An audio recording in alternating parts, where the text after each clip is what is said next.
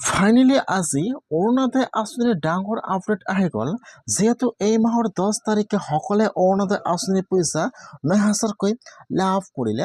যদি আপোনালোকে এইবাৰ অৰুণোদয় আঁচনিত নতুনকৈ এপ্লিকেশ্যন কৰিছে আৰু আপোনালোকে আগৰ পৰা প্ৰতি মাহে অৰুণোদয় আঁচনিৰ পইচা লাভ কৰি আহিছে, কিন্তু এই মাহৰ আপোনালোকৰ একাউণ্টত 10 তাৰিখে অৰুণোদয় আঁচনিৰ পইচা 9,000 টকা সোমোৱা নাই। যিসকলৰ একাউণ্টত এই মাহৰ 10 তাৰিখে অৰুণোদয় আঁচনিৰ পইচা 9,000 টকা সোমোৱা নাই, আজি সেইসকলৰ কাৰণে ডাঙৰ আপডেট আহি গ'ল। যদি আপোনালোকে অৰুণোদয় আঁচনি পোৱাৰ যোগ্য হয়, তথাপিও আপোনালোকৰ একাউণ্টত অৰুণোদয় আঁচনিৰ পইচা 9,000 টকা সোমোৱা নাই, তেনেহ'লে কিন্তু আজি আপোনাৰ কাৰণে ভাল খবৰ আহি গ'ল।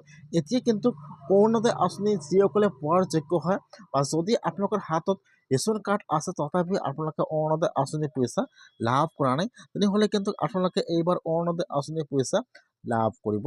এতিয়া কোনসকলে অৰুণোদয় আঁচনিৰ পইচা 9,000 টকা লাভ কৰিব? আপোনালোকে অৰুণোদয় আঁচনিৰ পইচা পাবলৈ হ'লে এতিয়া আপোনালোকে কি কৰিব লাগিব, মই আজি এইটো ভিডিঅ'ত আপোনালোকক সম্পূৰ্ণ প্ৰচেছ ষ্টেপ বাই ষ্টেপ জনাই দি আছোঁ। আপোনালোকে জানিবলৈ হ'লে ভিডিঅ'টো সম্পূৰ্ণকৈ চাই ল'ব, স্কিপ নকৰাকৈ।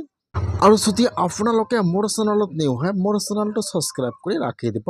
যিহেতু এইবাৰ পৰা এই মাহৰ 10 তাৰিখে প্ৰায় 40 লাখ মানুহে অৰুণোদয় আঁচনিৰ পইচা 9,000কৈ লাভ কৰিলে। যিসকলে এইবাৰ অৰুণোদয় আঁচনিত নতুনকৈ এপ্লিকেশ্যন কৰিছে বা যিসকলে আগৰ পৰা প্ৰতি মাহে অৰুণোদয় আঁচনিৰ পইচা লাভ কৰি আছিল, কিন্তু এই মাহত বহুতৰে একাউণ্টত অৰুণোদয় আঁচনিৰ পইচা 9,000 টকা সোমোৱা নাই বা বহুতৰে কিন্তু নাম লিষ্টৰ পৰা কৰ্তন হৈ গৈছে। এতিয়া যদি আপোনালোকে এইবাৰ অৰুণোদয় আঁচনিত নতুনকৈ আবেদন কৰিছে, আপোনালোকে আগৰ পৰা প্ৰতি মাহে অৰুণোদয় আঁচনিৰ পইচা লাভ কৰি আছিল, এইবাৰ কিন্তু ডিবিটি লিংক থকা একাউণ্টত অৰুণোদয় আঁচনিৰ পইচা সোমাই গৈছে। এতিয়া যদি আপোনালোকে এইবাৰ অৰুণোদয় আঁচনিত নতুনকৈ আবেদন কৰিছে, আপোনালোকে যিটো বেংকৰ একাউণ্ট জমা কৰিছে, আপোনাৰ কিন্তু সেইটো বেংকৰ একাউণ্টত অৰুণোদয় আঁচনিৰ পইচা নোসোমাব পাৰে। যিহেতু এইবাৰ ডিবিটি লিংক থকা একাউণ্টত অৰুণোদয় আঁচনিৰ পইচা সোমাই গৈছে, সেইকাৰণে যদি আপোনালোকৰ 2টা বা 3টা বেংকৰ একাউণ্ট আছে, এতিয়া আপোনালোকে আপোনাৰ সকলোবোৰ একাউণ্ট চেক কৰক।